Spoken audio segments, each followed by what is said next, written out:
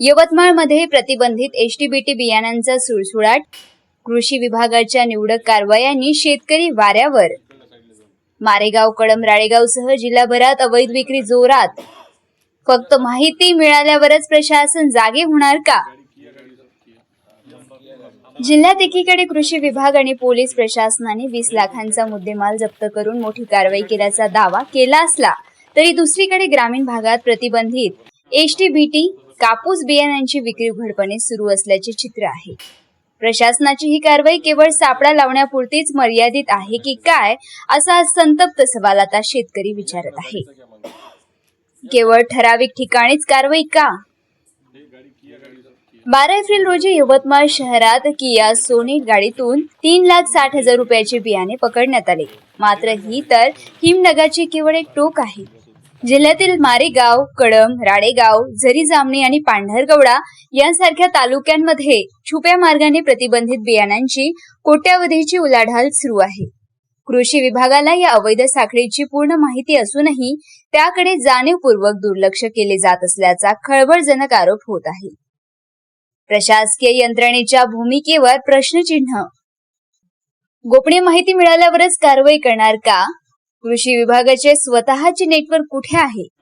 ग्रामीण भागातील कृषी केंद्राच्या आड आणि अवैध अड्ड्यांवर चालणाऱ्या या व्यवसायाची माहिती प्रशासनाला का नसते? हे प्रश्न आज उपस्थित केले जात आहे. केवळ काही लाखांचा माल पकडून मोठी कारवाई केल्याचा डांगोरा पिटला जातो, पण ज्या ठिकाणी ही बियाणे थेट शेतकऱ्यांच्या बांधापर्यंत पोहोचवली जात आहे तिथपर्यंत प्रशासन का पोहोचत नाही? शेतकऱ्यांचे नुकसान, तस्करांचे फावले. पर्यावरण आणि जमिनीचा पोत खराब करणाऱ्या या एचटीबीटी बियाण्यांमुळे भविष्यात मोठे संकट ओढवण्याची शक्यता आहे. अशा वेळी प्रशासनाने केवळ माहिती मिळण्याची वाट न पाहता मारेगाव, कळंब आणि पांढरकवडा या हॉटस्पॉटवर धडक मोहिमा राबवण्याची गरज आहे.